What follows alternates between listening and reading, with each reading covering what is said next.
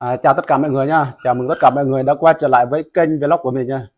Hôm nay buổi tối cả nhà mình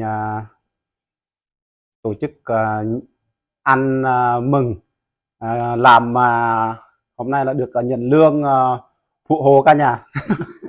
Hôm nay anh em kỷ niệm để sau này xem con cháu xem lại.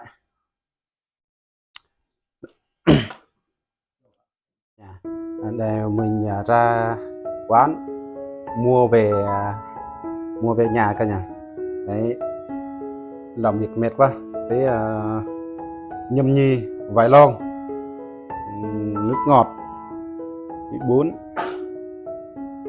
thì ông đây, bố của mình nhé cả nhà nhá.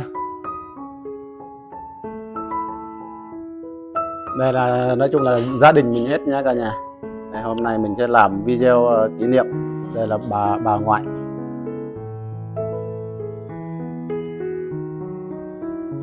Giờ mình sẽ cấp vô con tôm với đây là thịt gì đó, thịt heo hay cái bò đây, heo.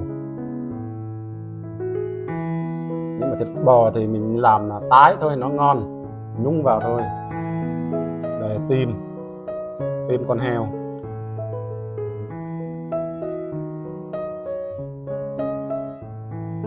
tim con heo, bò.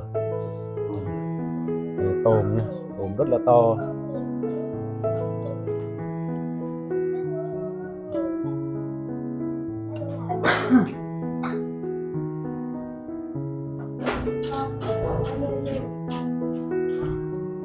Lâu lắm rồi chưa được ăn ngon mọi người ạ. Cho nên hôm nay bỏ ra cái tiền mua ăn bổ dưỡng sức khỏe.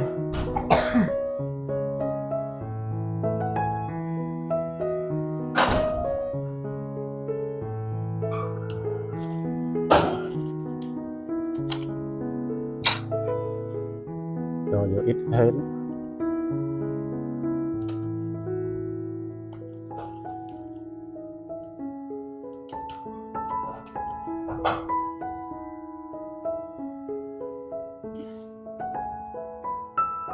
Mình mua về nhiều lắm cả nhà. Đây trong túm đây này.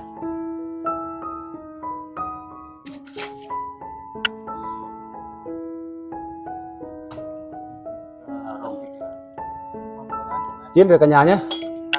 Đây, hôm nay trời nóng lắm cả nhà. Đây, mình mua đầy bình đá luôn, uống cho mát.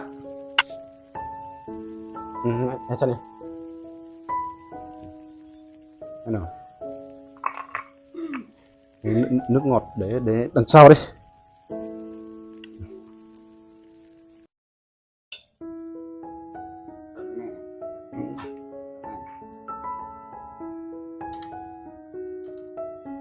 Đi ơi, ba rồi ơi. Dạ. Ơi. Gọi có dòng là bự ra. Mà. Cho lên vào kia, cho nên là. Rồi anh em mình dùng nhá, cả nhà mình dùng nhá. Mời tất cả mọi người cùng dùng buổi tối với gia đình mình nhá.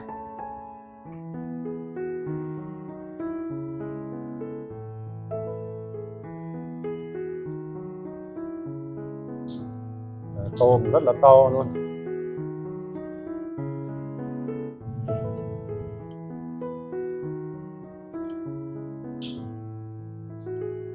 Nói là mạ hăng nó nè, nó mạ hăng cao đó.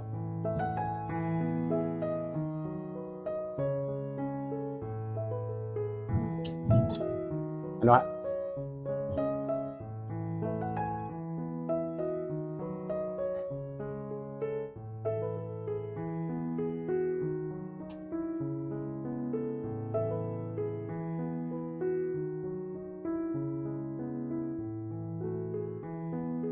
dạ. Ghế nhìn sao tao hả? Sao tôi hả? Nó là cần chọn tăng ăn nó rồi.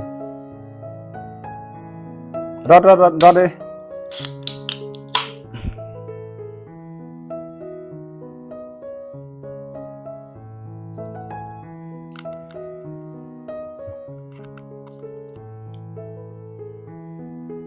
nó cho mua cho đi rịp này cho hạ cho anh nói có so với anh nói tao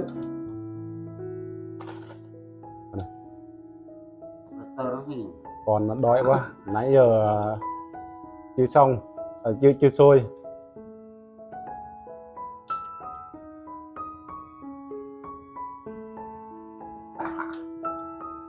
100%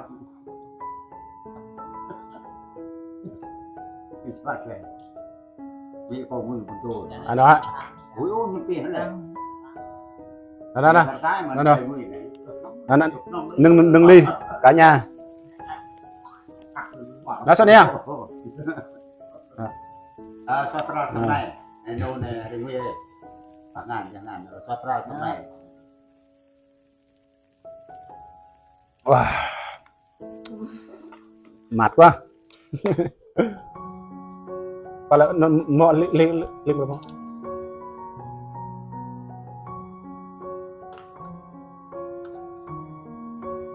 cái sao nhỉ cái remote này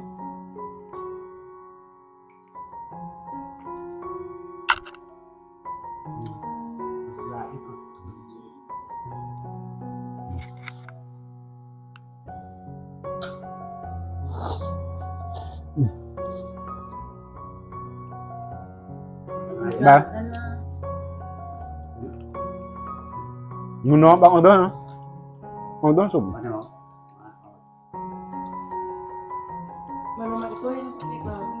Betul tak?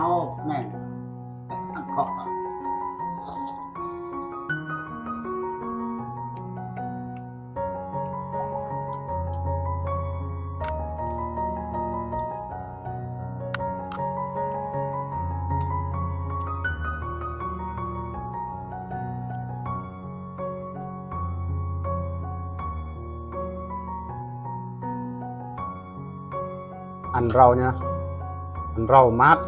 Rau. Đây này, kẹp lên này, này ra đây. Qua lên này, kẹp qua. Đây cả nhà nhá, mời cả nhà nhá.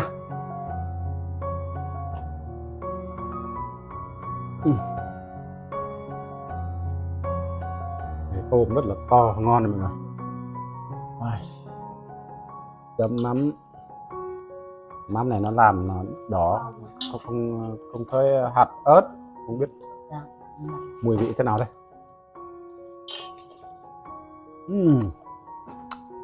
Ngon.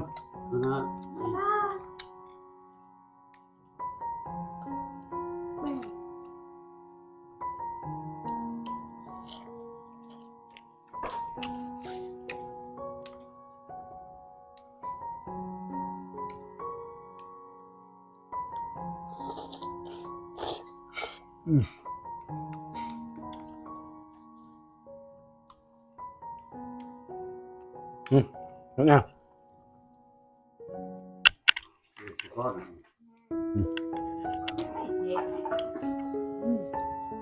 Cái nó tắt bếp đi. Pan cầm đâu.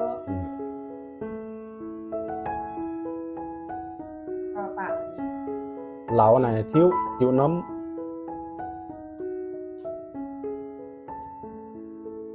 Thiếu nấm.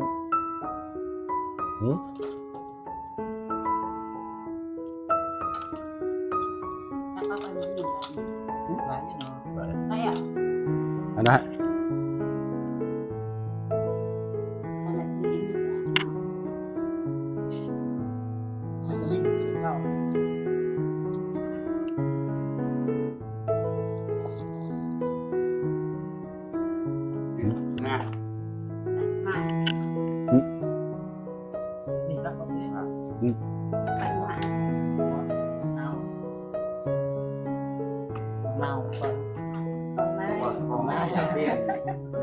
Nó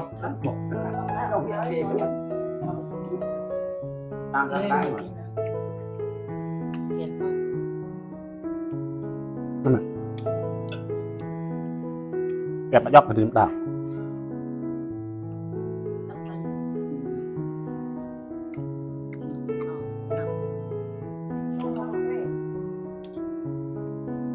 đây là toàn người trong nhà hết đó nha mọi người.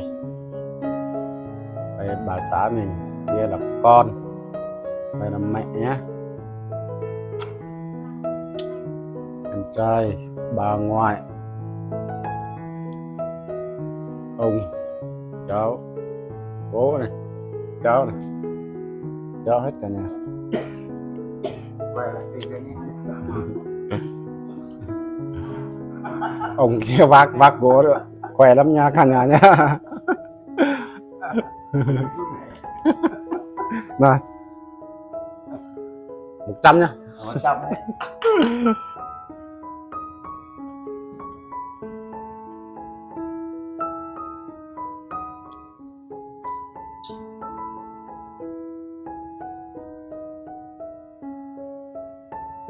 Cả nhà ơi, bây giờ video của mình cũng đã dài rồi, giờ mình sẽ dừng video tại đây mọi người nhá.